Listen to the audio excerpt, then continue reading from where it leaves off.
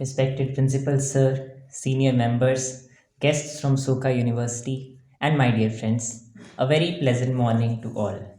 My name is Inderpal Singh. I come from Ludhiana, Punjab, and I am a final year student of BA program. My disciplines are political science and English. I like reading, writing, blogging, and I really love music. About 2 weeks ago, I had the opportunity of visiting Harvard University to attend a conference on Asian and international relations.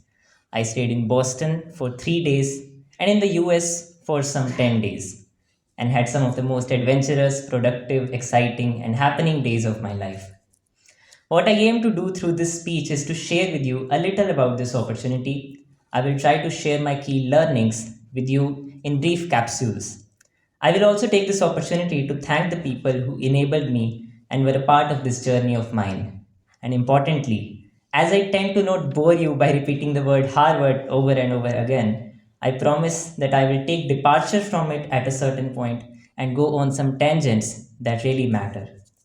But for now, let us all gather our consciousness and take a mental flight to Boston, Massachusetts, to the lawns and red buildings of Harvard, much like those of our own college, to this conference called HPAIR. HPAIR, or Harvard College Project for Asian and International Relations, organizes two conferences every year, one of which is in an Asian country and the other within the Harvard campus. It's an old conference founded in 1991 and acts as a forum of exchange for students and young professionals to discuss economic, political, and social issues of the Asia Pacific region. Among other delegates, I found people from Japan, Korea, Singapore, Malaysia, Bangladesh, Pakistan, Germany, France, and the US. Some of them were students, others worked in companies like McKinsey, while some were civil servants in their own nations. I got to know about this conference from a friend. I applied in the early bird deadline and got a full scholarship on the conference fees. The other expenses of my trip were generously sponsored, mentions of which I give towards the end of this speech. Some of the key speakers on this 3 day conference included the former global CTO of Hawaii, the president of Foreign Policy Research Institute, a think tank based out of Washington, D.C., and the UN Women Head of China. Through sessions that were conducted in different parts of the Harvard campus, from the Science Center to the Northwest Building to the Loyal Hall to Boylston Auditorium to this building called the Emerson, I learned on themes ranging from climate change to AI to feminism to global supply chains. As I stand here, I can still recall how Paul Scanlon, the former CTO of Hawaii, shared that even at this senior age, he still planned to get another degree, one which could teach him guitar. On the second day of the conference, I listened to Carol Rowley Flynn, the president of FPRI, a former CIA agent. She shared how the life of a secret agent is much less glamorous than what movies and shows often portray. She talked about how we live in a surveillance society where this little 6-inch object is constantly looking at you with its ever observing eye, and how you cannot, even if you wanted to, get rid of it because if you do, you draw even more surveillance upon you. And I remember how the UN Women Head of China implored the delegates, especially the females, to be more than just fill in the blanks in whatever they did. I made friends from Japan, Korea, Indonesia, France, the UK, and the US. Oh, and I also ran into some Stephanians in Boston. One of them was Srijit Seal, a chemistry honors graduate, who went on to get a master's degree and subsequently a PhD from Cambridge, and now works as a researcher at Broad Institute, MIT. A brilliant guy, a fellow of great wit and good sense of humor, hospitable and in love with his subject. And mind you, when I asked him to recollect his days from college, he had some really fun things to share with me. I'll be delighted to share them with you guys if you ask me in private after this speech. And how can I forget a major highlight of my trip? The chance I had to showcase something from my own culture, something to represent the place I came from. So, the first night of the conference is called the International Night, where a select number of delegates bring forth elements from their cultures and traditions. I was fortunate to get a chance to be one of those 15 delegates. In the 5 minutes that I had, I managed to perform a musical composition in Rag Tanasri on a piano called Aarti by Guru Nanak, a cosmic worship service. Along with a description of the college that I was representing, I talked about how Tagore, who has to his name the credit of writing the national anthem of two nations, India and Bangladesh, completed the translation of his Nobel Prize winning work Gitanjali here at St. Stephen's. When I had finished performing, I had people of different nationalities and ethnicities come up to me and say how they found solace and peace in what I sang. Bangladeshis were happy that I mentioned Tagore. Some Japanese and Koreans had really fun and inquisitive questions to ask about my turban. My 10 days in the US were full of learnings, adventure, and fun. I roamed around the Harvard yards, took the Freedom Trail, performed at the Loyal Hall, met puppies, made friends, met excellent people.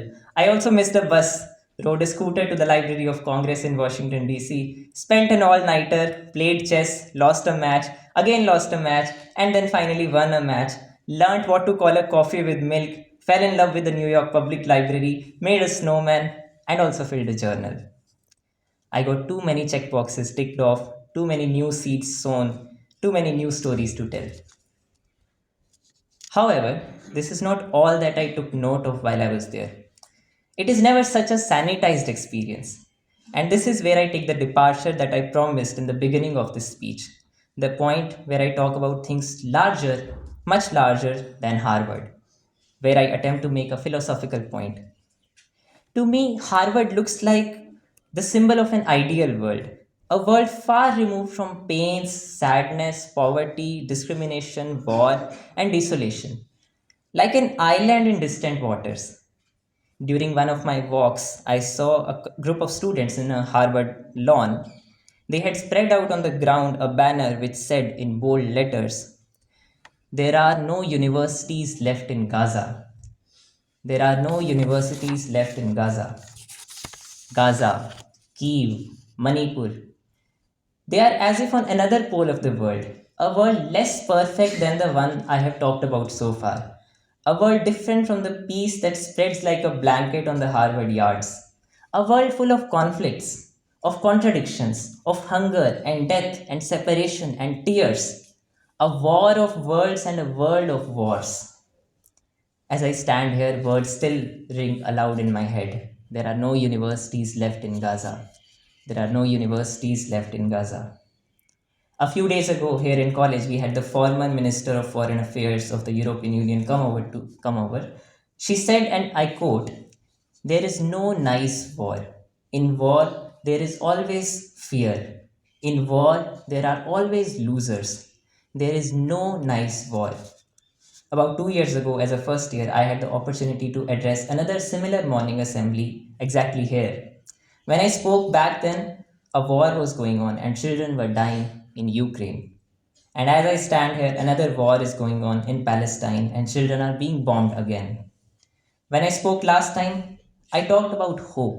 I talked about what we as students can do to prevent war, climate change, and poverty and ignorance. And I will reiterate my position today. Long before wars begin at the borders in the form of shells and chemical weapons, they start here, in our minds. Most of them start from opinions, from worldviews that clash, from disagreements. Please allow me to go on a tangent here and share a beautiful experience from my own second year in college. So from this long ride from Boston and then to the Middle East, we are now in a more intimate, more familiar space, the college mess. The reason I narrate this experience is to show how we always have more in common with each other than different. Sayyid Muhammad Khalid, a Rhodes Scholar from this college, was a very good friend of mine. And the college mess is a great place to have conversations. I have always had meaningful dialogue sitting on those wooden tables while munching on carrot and nimbu pani. One dinner, Khalid and I were having a very tricky discussion about determining the relationship of God, earth, and the man. Khalid explained that as per Islam, God doesn't live in the world as believed by many religions of Indic origin. God and the world are as if two separate things. And this makes sense because why else does religion instruct us to not be too attached with the world but with a higher energy and entity? World clearly is transient. From this fundamental philosophy originates the Islamic idea of heaven and hell, The very idea of God keeps you from being too attached with the worldly possessions and positions. This was his interpretation of Islamic ideas of God.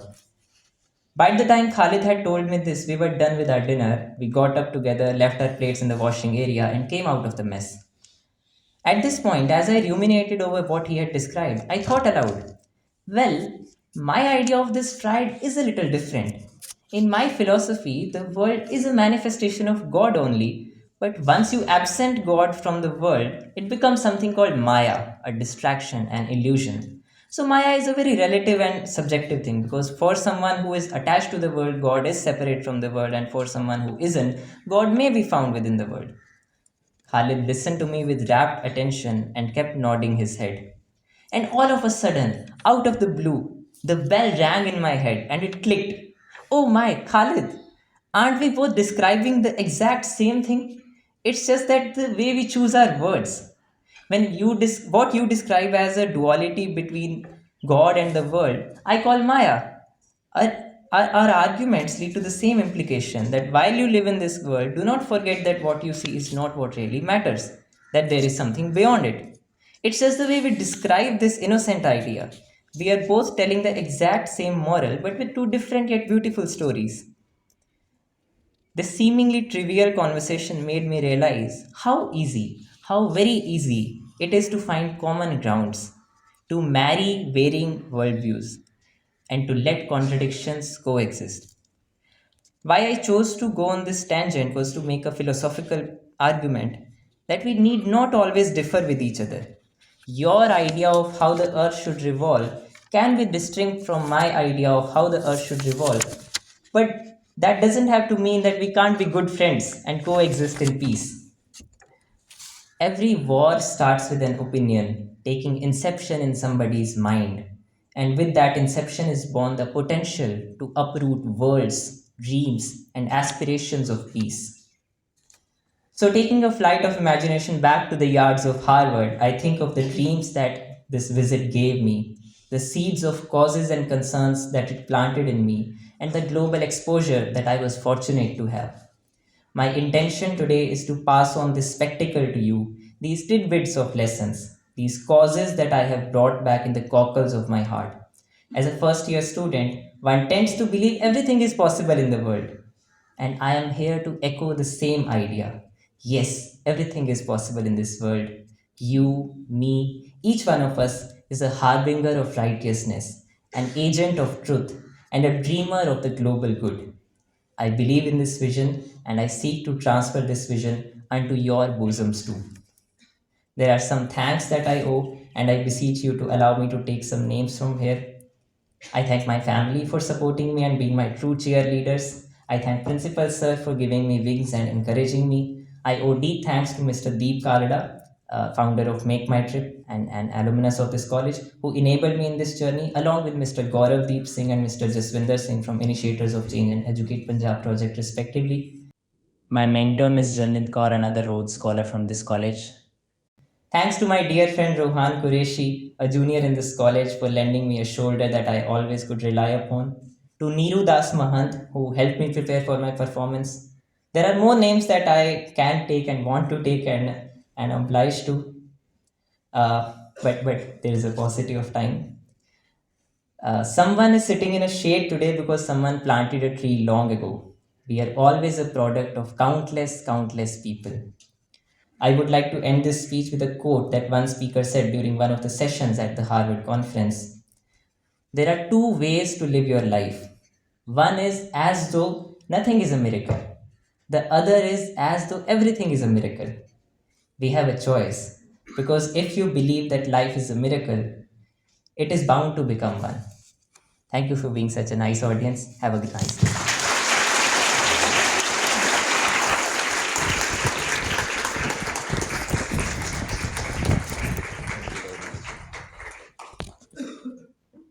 This was one of the finest speeches that I have heard in my 7 years in the morning assembly. May I request all of you to stand and give this young man, who is a part of our family, a standing ovation.